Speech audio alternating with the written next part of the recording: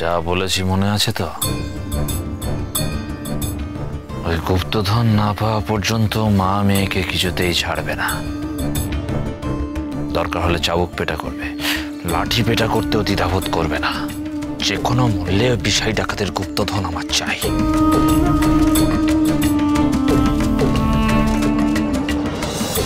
কিন্তু মা মেয়ে যদি মুখ না খোলে, মানে এরা দুজনেই যা জেদি। যেভাবে পারো মুখ খোলাবে। কিভাবে মুখ খোলাতে হয় তা কি তোমার জানা নেই চক্রবর্তী?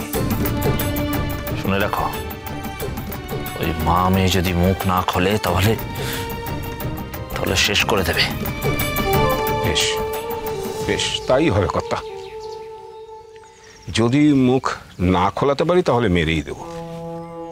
কালকে এই কুটির থেকে বিয়ের যাত্রা শুরু হবে না, শ্মশানের চিতায় ওঠার যাত্রা শুরু হবে মায়ের সঙ্গে।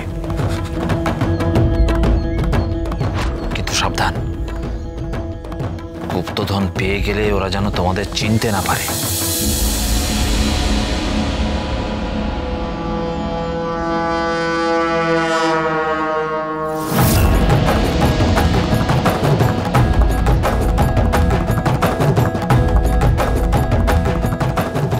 ডাকাতের ধন ঘরে লুকিয়ে রেখে ভিখারি সেজে থাকার ফল এবার তোমরা পাবে ময়নামতি আর প্রফুল্ল। ডাকাতের ধন আমি ডাকাতি করেই কেড়ে নেব।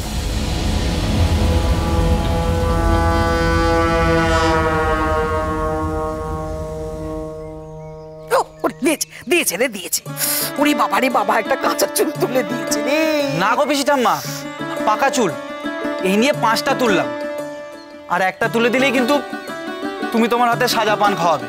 বাজে কথা বলিস না, আমার মাথা ভর্তি কালো চুল, উনি নাকি পাকা চুল তুলছেন। যা। তাহলে পান খাওয়াবে না তো? বেশ, আমি তাহলে আসলাম। এই বস বস বস বস। বাবা রে বাবা, কিরা পান না খাইয়ে উপায় আছে? এখন তো তবু আমার কাছে আসছিস, দুদিন পর নতুন বউ এলে তো আর আমার কাছে আসবিও না। কেন আসবো না? কেন? ও মা, তখন কত ছুতো। ঠাকুমা, তোমার হাতের পানেতে কিচুন, বাবা গো, গাল পুড়ে যায়। তোমার খয়ের কম, মশলা নেই, কত কথা বলবি। তখন নতুন বউয়ের সব মিষ্টি। কি যে বলো না পিসি ঠাম্মা, তোমার মতন পান কেউ সাজতে পারবে। বাবা রে বাবা, জানি সব জানি। খালি মিষ্টি মিষ্টি কথা বলে বুড়িটার মন ভোলানোর চেষ্টা।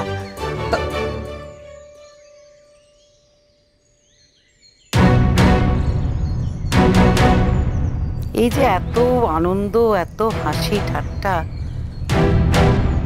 তবু আমার মনটা না কিরকম একটা কু ডাকছে রে। কেন? এই যে এত আনন্দ, এত হই হুল্লোড়, এর মাঝখানে না একটা অজানা আশঙ্কায় আমার বুকটা বারবার কেঁপে উঠছে। খালি মনে হচ্ছে বিনা বরপণে তোর বাপ বিয়ে দিচ্ছে তো, কি জানি নতুন করে আবার কিছু ঘোট না পাকায়। বড় ভয় করছে রে, একটা চিন্তা যেন কুড়ে কুড়ে খাচ্ছে একেবারে। কি যে হবে তা ভগবান জানে। আরে কিচ্ছু হবে না, দেখো দিব্যি ভালোভাবে বিয়ে হয়ে যাবে।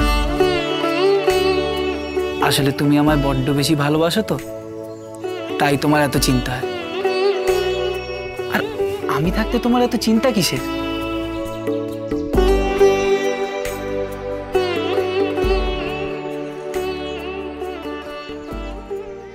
বারণ করলে তো একটা কথা শুনবি না। কতবার বলেছি বিয়ের আগে এরকম করে আগুনের তাতে যেতে নেই, বারণ করলেও শুনবি না। না, আজ তোমার আমি কোনো বারণই শুনবো না মা। জানি না আবার কবে তোমার কাছে আসতে পারবো, তোমায় একটু রেঁধে খাওয়াতে পারবো। তুমি বলো, তুমি কাঁচকলার কোপ্তা খেতে ভালোবাসো না? বাসি তো, তা বলে এরকম করে তাতে? আমার কিচ্ছু হবে না, তুমি চিন্তা করো না তো। আমরা তোমাদের কোনো ক্ষতি করব না, শুধু বিষয় সর্দারে লুকিয়ে রাখা মোহরের ঘোড়া আমার হাতে তুলে দাও, সেটা নিয়েই চলে যাব।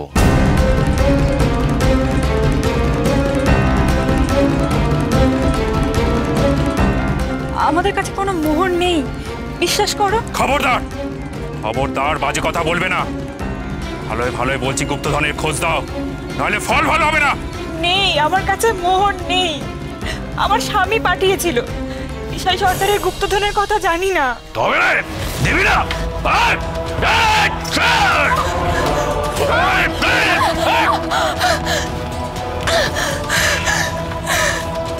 এখনো বলছি, যদি নিজেদের ভালোই চাস তাহলে ভালোই ভালো সবকিছু বের করে দে।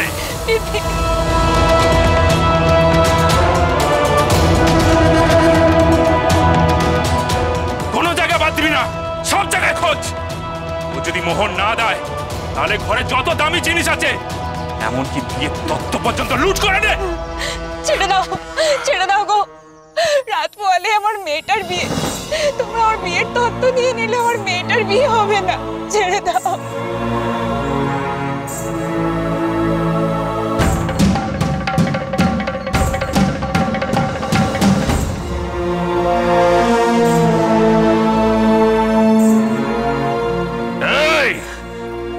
তাহলে মোহরটা দে। মোহর কোথায় আছে?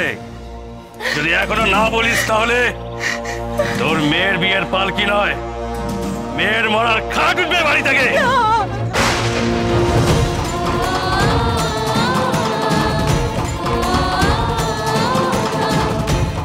কথাটা মনে রাখিস।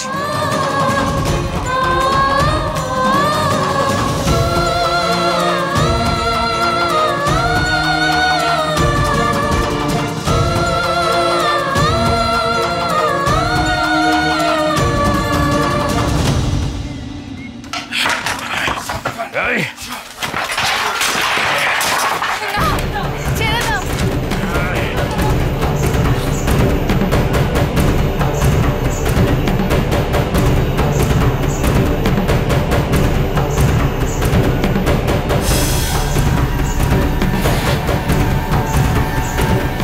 দোহাই তোমাদের, আমাদের জিনিসপত্র এরকম করে নষ্ট করো না।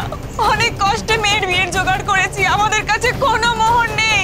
আছে আছে, আমাদের কাছে ঠিক খবরই আছে। এখনো বলছি, ভালো ভালো মোহরগুলো বার করে দে। না থাকলে কোত্থেকে দেবো? কাট।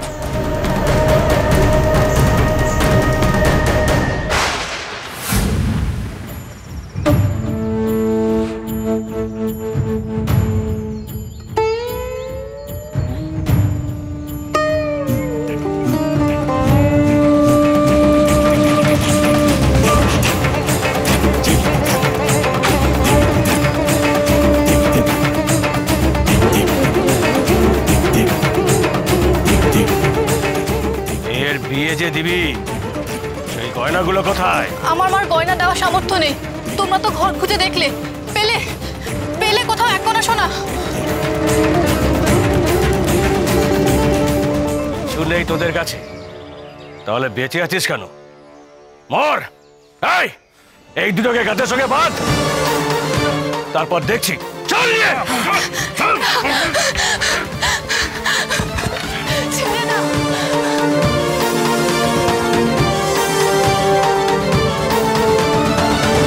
শেষবারের মতো বলছি, মোহর কোথায় বল, নইলে তোর মেয়ের গলা ধর থেকে নামিয়ে দেবো। তখন থাকিস তোর বোন নিয়ে। বিশ্বাস করো, মা বিশালাক্ষীর নামে দিব্যি খেয়ে বলছি, আমি সত্যি জানি না মোহরের কথা। সর্দারের গুপ্তধনের খোঁজ আমরা জানি না। সর্দার আমাদের কিচ্ছু দিয়ে যায়নি।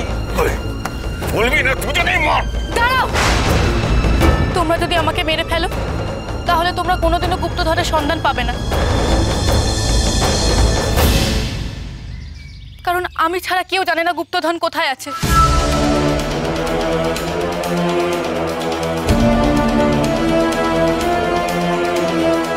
আগে আমার মাকে ছেড়ে দাও, না হলে আমার মুখ দিয়ে একটা কথা বের করতে পারবে না।